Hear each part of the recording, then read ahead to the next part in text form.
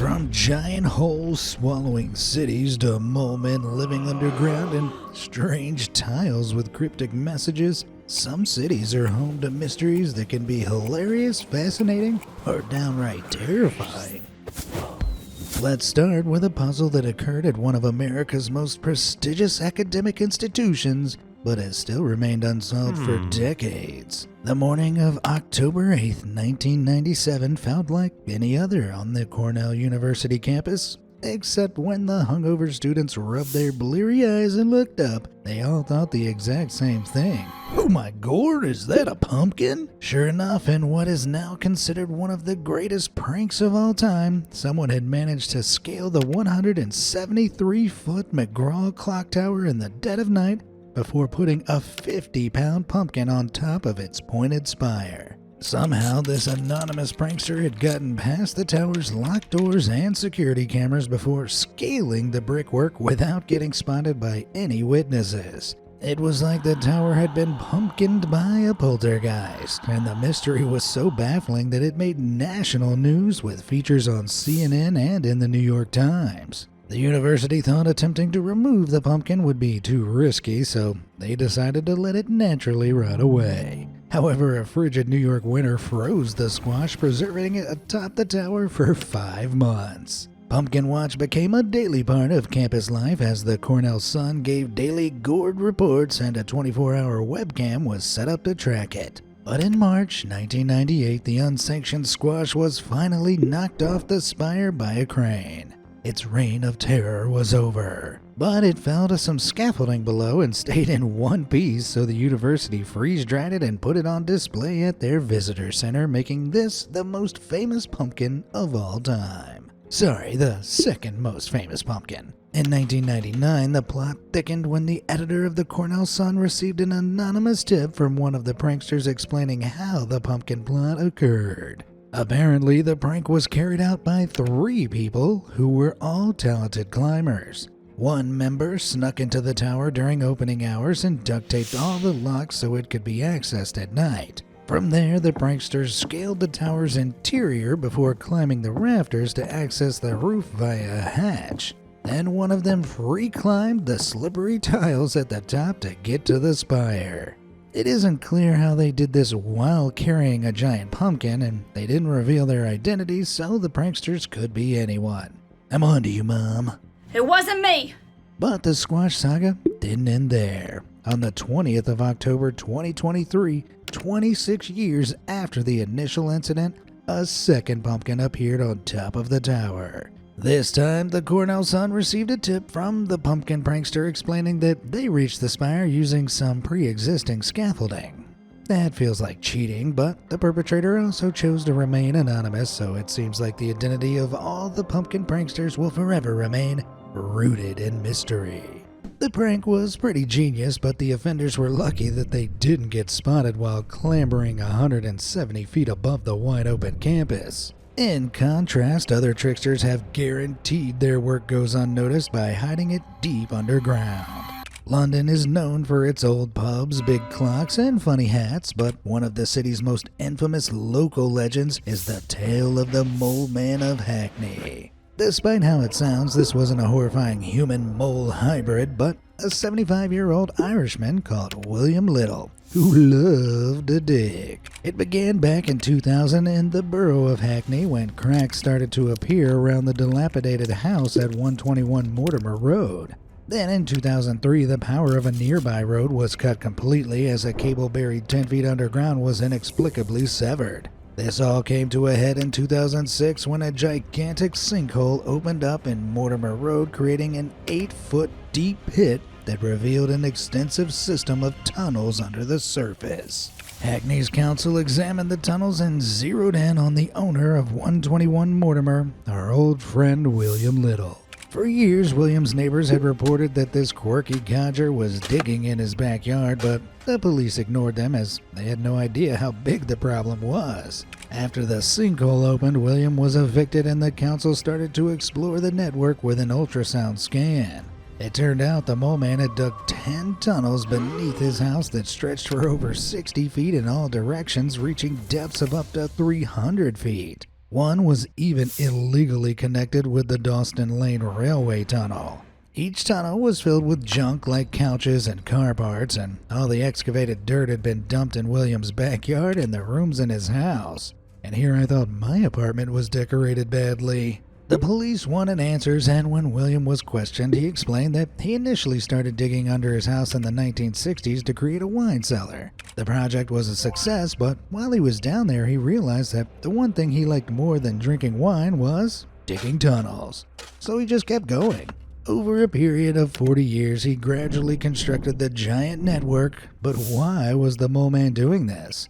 Was he searching for buried treasure? Or building a nuclear bunker? Well, when asked about his motives, William simply replied, "I'm just a man who loves to dig." Fair enough, buddy. At this point, the entire house was at risk of crumbling into the tunnel, so the property was fenced off for safety. But this didn't stop William, and he was repeatedly caught trying to sneak back into his old house to continue the dig.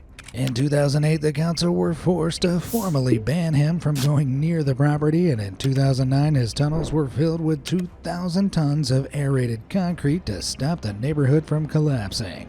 Shortly after, William was rehoused in a new apartment, and he was put on the 6th floor of the building to curb his tunneling habit. But 1 year later, William sadly passed away from natural causes, and social workers discovered that he dug between the rooms of his new apartment and through the exterior walls of the building. I guess you can take the man out the molehole, but you can't take the molehole out the man.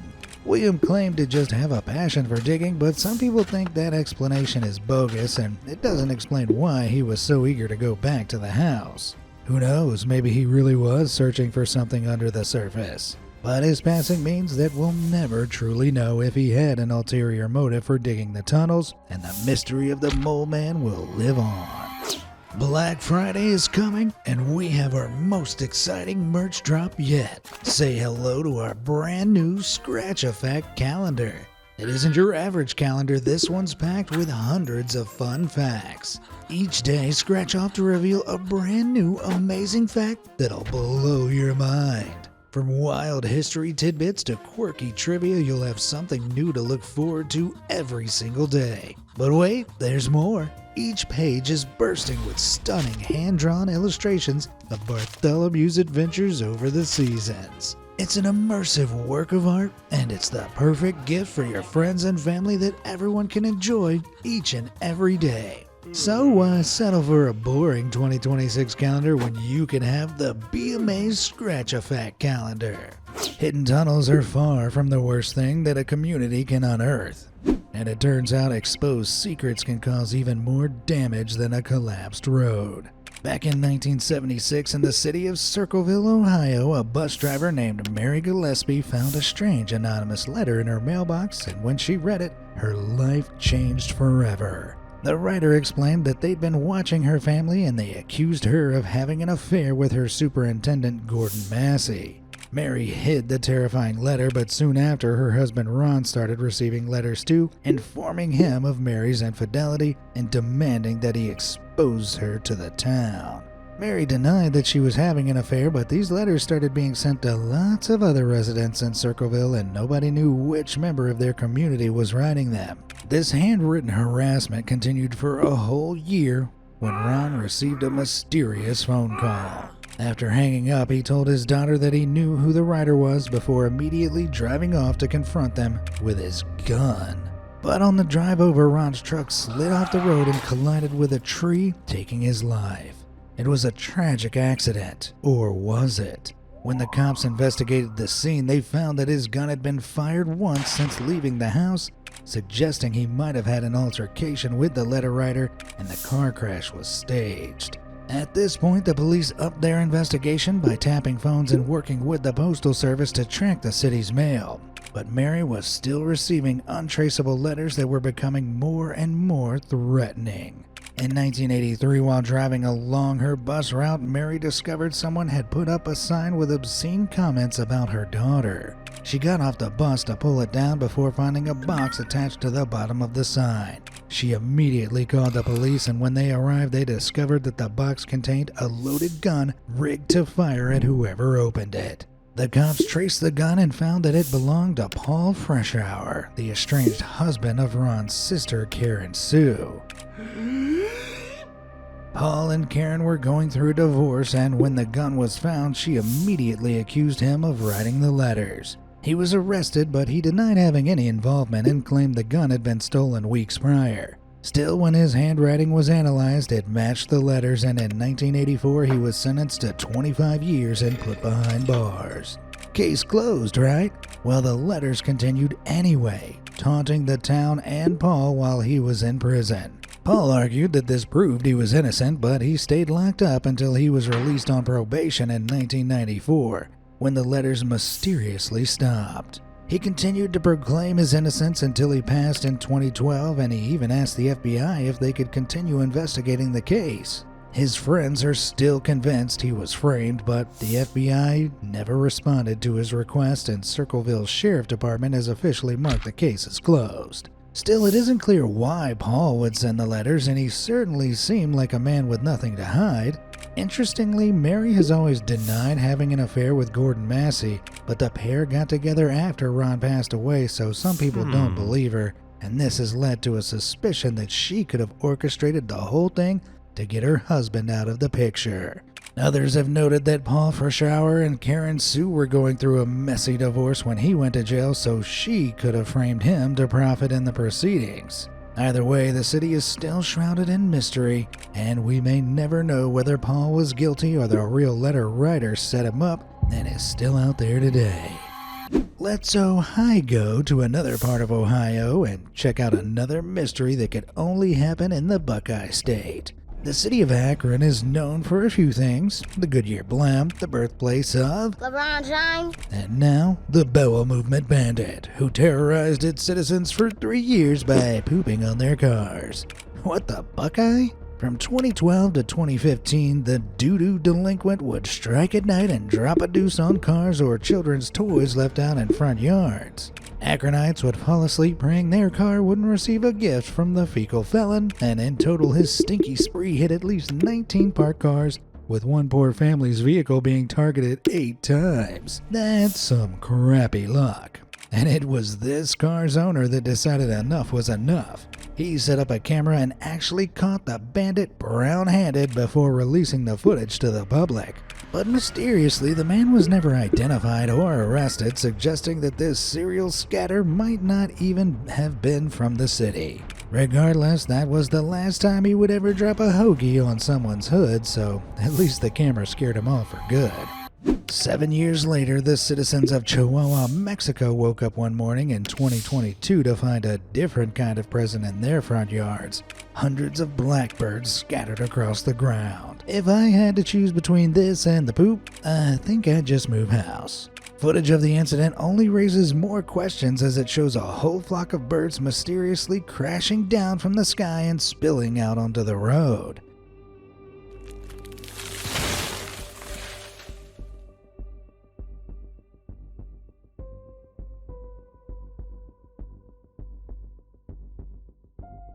That was an AI, I promise. The aflockalypse had come to Mexico, and these migratory birds had flown all the way from Canada before something caused them to simultaneously lose flight. But what could it be? A mysterious electromagnetic field? Some sort of secret chemical weapon? Well, most experts actually believe that it was likely caused by Chihuahua's high levels of air pollution, as the poor critters all got a tiny lungful of toxic smoke at the same time and crashed to the ground below. Another theory is that they could have been flying in murmuration, which is when birds follow each other in one large formation to protect themselves from predators. There have been cases where an entire murmuration has been startled by a bright light or sound, and the birds have blindly followed each other straight into the ground. So the same thing could have happened here, perhaps due to the power line arcing. Either way, this isn't the first time that an entire flock has bitten the dust. The year of 2011 started pretty badly in Beebe, Arkansas, when the remains of 5,000 blackbirds dropped out of the sky on New Year's Day and 100,000 drumfish washed up along the Arkansas River. That very week, similar discoveries were made all over the world. like 100 jackdaws falling to the ground in Sweden and thousands of fish washing up in Brazil, Japan, and Thailand. Since Arkansas is right in the middle of the Bible Belt, many of its religious residents thought this was a sign of the apocalypse, calling on a Bible verse that says when the world ends, the beasts of the field and the birds in the sky and the fish in the sea are swept away. Pretty eerie, huh? But obviously the world didn't end in 2011, and each incident ended up being chalked up to different causes, such as fireworks in Arkansas and diseases elsewhere. But it's still incredibly eerie that they all happened in the first week of the new year, and who knows, maybe it was the first sign of the apocalypse and we're still living in the end times now. It sure would explain a lot. Still, as sad as it is, I'd rather deal with a big pile of blackbirds than a living creature wreaking havoc in my city. For 2 weeks in May 2001, India's capital, New Delhi, was terrorized by a monster that climbed through people's windows at night and pounced, leaving them with scratches on their arms and legs. But what was this predator? A leopard? A sloth bear? Well, the creature was actually described as 4 to 5 feet tall with a monkey-like face and a human body, metal claws, and glowing eyes. He was dubbed the Monkey Man of Delhi, and there were over 350 sightings of the creature and 60 reported injuries from his claws. 3 people even passed away by falling from stairs and windows while trying to escape him.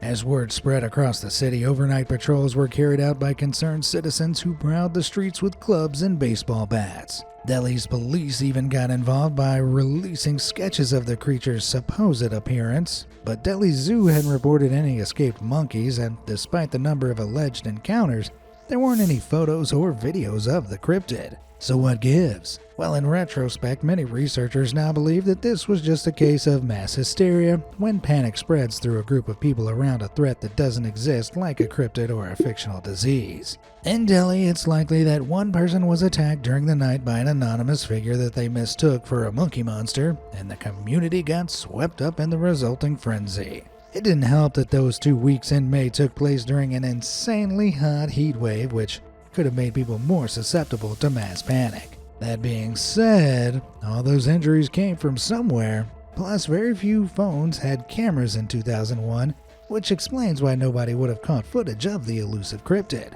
So maybe there actually was a monkey-human hybrid who got away scot-free, and he's watching this video while laughing and eating a banana. I see you, monkey man. If it was just a case of mass hysteria, then it definitely wasn't the first. Back in 1965, decades before the monkey man came to Delhi, Queen Elizabeth II's sister, Princess Margaret, was visiting Blackburn, England to see its restored cathedral. Thousands of people had gathered to see her, including 800 school children. But before she arrived, the crowd suddenly started collapsing to the ground one by one. In total, 140 students ended up passing out, and the incident was explained away as heat stroke. But the very next day, 98 more students at the nearby St. Hilda Girls' School also suddenly fainted in the middle of class. Ambulances were called, and 35 girls were so ill that they were kept in the hospital overnight for observation. Then, over the weekend, several other girls became ill at home, and the following Monday, another 54 collapsed in class. At this point, the police became convinced that someone was poisoning the kids, so they closed the school, fumigated it, and took samples of the paint, water, and food to check for contamination. However, the tests all came back clean, and there was seemingly no explanation for the fainting. The mystery went unsolved for decades, but modern psychologists believe that when the girls saw the students pass out at the cathedral earlier in the week, they were so scared they'd faint too that they actually did. This means that the only thing poisoning the girls was mass hysteria in their own minds. Well, that or Princess Margaret's lizard person mind control. The way that mass hysteria can take over a whole city is pretty terrifying. But some mysteries can stretch even further and encompass entire countries. The Toynbee tiles are one of America's greatest unsolved mysteries, and since the 80s, these creepy mosaics have been found embedded on the streets of 24 cities, including Philadelphia, Richmond, and Boston. Most of them are inscribed with the exact same thing. Toynbee idea in movie 2001 Resurrect Dead on planet Jupiter. Bro, what are you talking about, man? Unsurprisingly, since the 80s, lots of people have tried to figure out the meaning behind the cryptic code. They've determined that Toynbee refers to a short story by Ray Bradbury called The Toynbee Convector, about a time traveler who helps humanity create a utopian future. Movie 2001 likely refers to 2001: A Space Odyssey, which involves a space voyage to Jupiter. And finally, Resurrect Dead on Planet Jupiter actually provided a lead to the tile's creator. Back in 1983, before the tile started appearing, the Philadelphia Inquirer interviewed a man called James Morasco. He'd created a strange group called the Minority Association who thought humanity should aim to colonize Jupiter by resurrecting the dead there. Caleb, are you crazy? Are you out of your mind? It's a clear link to the tiles, but unfortunately, not much else is known about the Minority Association and whether it had other members. Plus, it's strongly believed that James Morasco was an alias used for the article, as the only real James Morasco in Philadelphia was in his 70s at the time. Furthermore, when he passed away in 2003, his wife said he had nothing to do with the group. The tiles themselves are also impossible to trace, as they're made out of linoleum wrapped in tar paper that's stuck to the ground with asphalt sealant. This means that the weight of cars and foot traffic gradually fuses them to the street over several weeks, making it impossible to trace when the tiles were laid. This, combined with the fact that the tiles have been appearing for over 30 years, has made pinning down an exact culprit seem even harder than resurrecting the dead in space. Some Philadelphia-based artists have been accused over the years, but it looks like the identity of the creator may never be fully solved.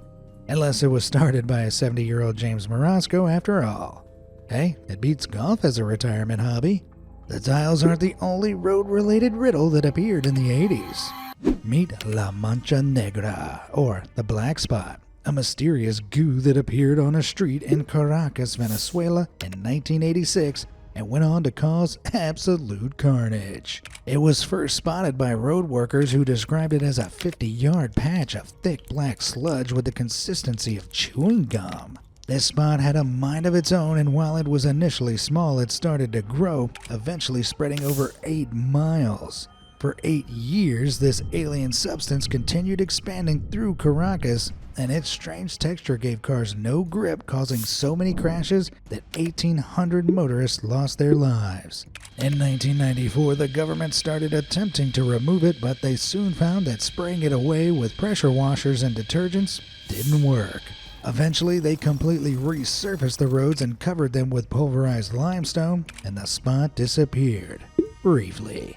It returned in 1996 and was scraped away again before reappearing once more in 2001, measuring up to 1 inch thick in some places. Like a monster in a horror movie, it just kept coming back. So what was causing the asphalt assault? Well, Venezuela's scientists still have no idea what the substance was, but they do have some theories. Most believe that it was either oil seeping up from the underground reserves, or the company that produced the asphalt cut corners and created a product that reacted badly in the heat. However, even they admit that these theories don't explain why Caracas is the only city to have reported such a phenomenon, and some tests have shown that the substance wasn't oil at all. So naturally, La Mancha Negra also has muchos conspiracy theories around it, with some people believing it's the work of deliberate government sabotage or aliens. Why does it always have to be aliens? Whatever the real cause, the black spot did actually disappear for good after its brief reemergence in 2001.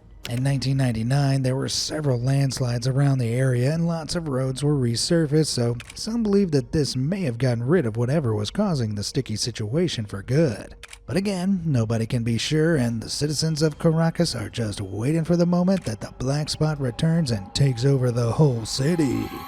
So far, most of the mysteries we've looked at have resulted in tragedy and horror, which is a real bummer. So let's look at something a bit more uplifting. Back in 2011, Chamindu Amarsingi was working as a cleaner for the Channel 9 TV network in Victoria, Australia. One day he was cleaning the restrooms and preparing to deal with unflushed poops and stall graffiti when he instead found a trash bag stuffed into one of the toilets that was filled with cash.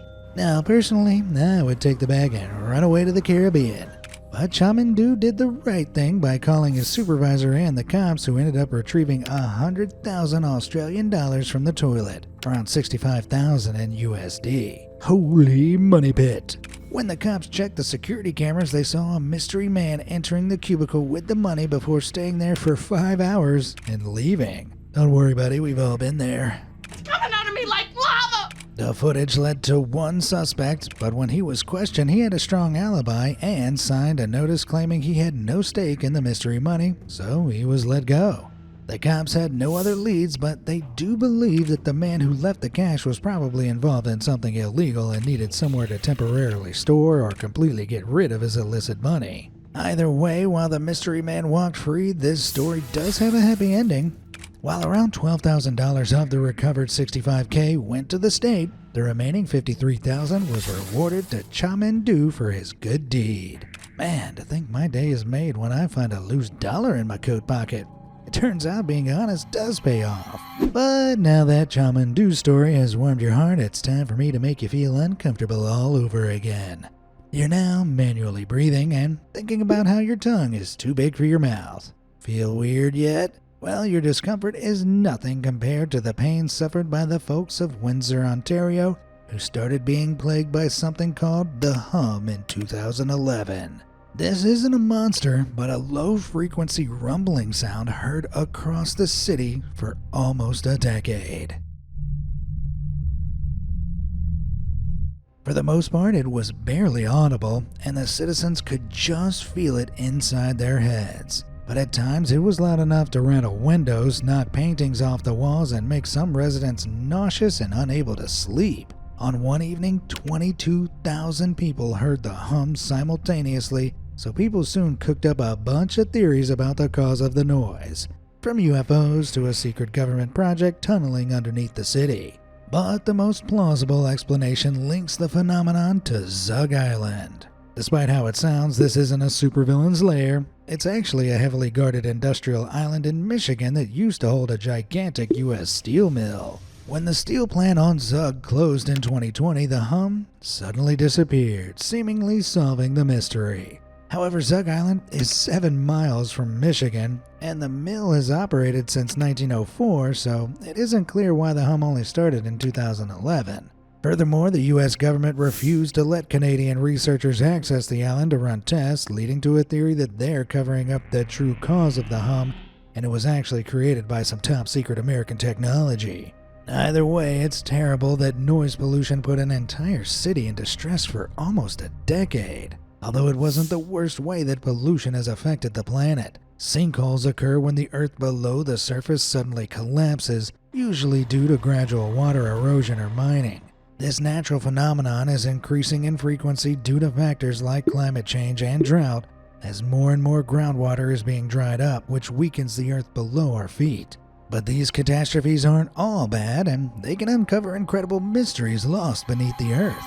In February 2025, a huge sinkhole measuring 65 by 20 feet opened in the middle of a road in Godstone, England, and revealed a 200-year-old network of secret tunnels 26 feet under the town. These tunnels are believed to have been used for mining silver sand, a highly sought-after material in glassmaking. But the tunnels were built before proper recording procedures were put in place, so no one knows how far they go or where the next sinkhole will appear. In a now deleted video, one conspiracy theorist claimed that he ventured 16 miles into the tunnels and found evidence of rooms, homes, and galleries, implying that it was a preserved city built by an ancient underground civilization. Of course, the experts don't agree, but we won't know for sure until someone maps out the tunnels and sees how far they stretch. Hey, maybe they'll even end up back at the Mole Man's place. But merry old England isn't the only country sinking into the ground. Since 2022, approximately 2,500 sinkholes have mysteriously opened across Turkey's Konya Plain. 700 of them measure up to 160 feet wide and are so deep that light can't reach the bottom. But what's causing the ground in this area to rapidly fall away? Well, one theory is that as farmers in Konya use wells to water their crops with groundwater, it's weakening the earth in the entire region.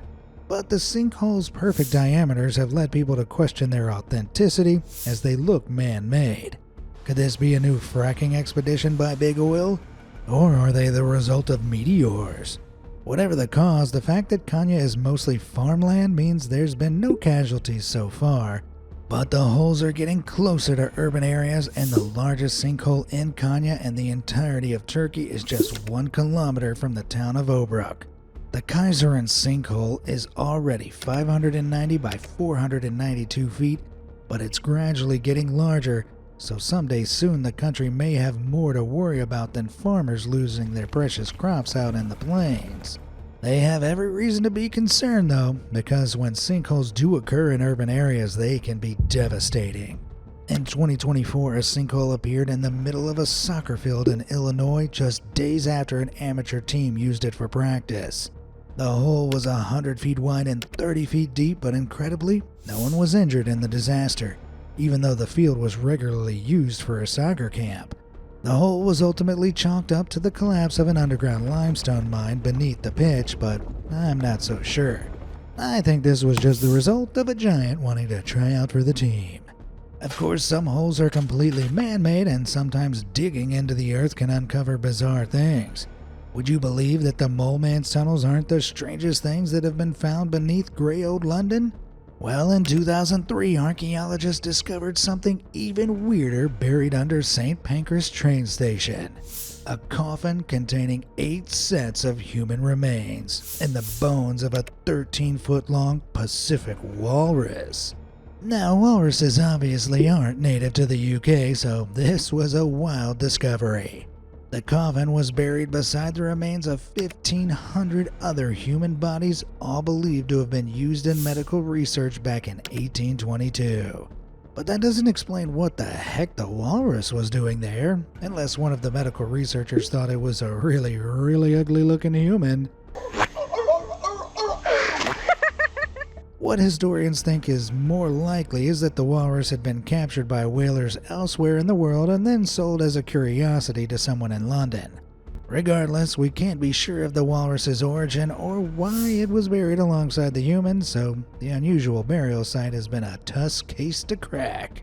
This Black Friday, we have an extra special discount for only our most loyal subscribers, but hurry because this will last only until Cyber Monday, and we made less than 1,000 copies. Scan the QR code on screen or click the link in the description to purchase this bundle of joy while stock lasts. Have you encountered any urban mysteries where you live? Let me know in the comments below, and thanks for watching.